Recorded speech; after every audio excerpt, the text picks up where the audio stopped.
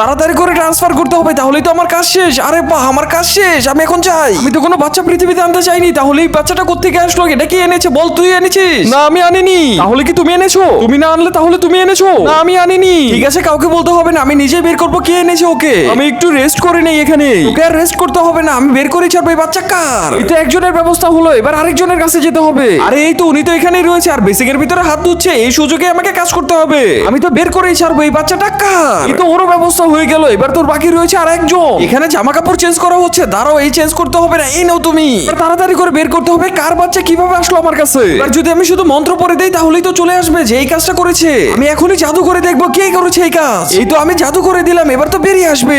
মালকিন, আর জাদু করতে হবে না, এই তো চলে এসেছে। আমি এই কাজ করেছিলাম। কি, তাহলে তো তোকে উচিত শিক্ষা দিতেই হবে। তোকে এখনই আমি ভ্যানিশ করে দিব। এই তো আমি তোকে ভ্যানিশ করে দিলাম। আল্লাহর সুন্দর ছবিটির জন্য তো সবাই লাইক সাবস্ক্রাইব করে দেয়, কিন্তু আজ দেখবো তোমরা মা বাবাকে কেমন ভালোবাসো। যদি মাকে ভালোবাসো তাহলে ভিডিওতে লাইক দিয়ে চ্যানেলটি সাবস্ক্রাইব করে দাও। আর যদি বাবা মা দুজনকে ভালোবাসো তাহলে কমেন্টে আই লাভ ইউ বাবা মা লিখে যাও। লাইক সাবস্ক্রাইব না করলে বুঝবো তুমি তোমার বাবা মাকে ভালোবাসো না।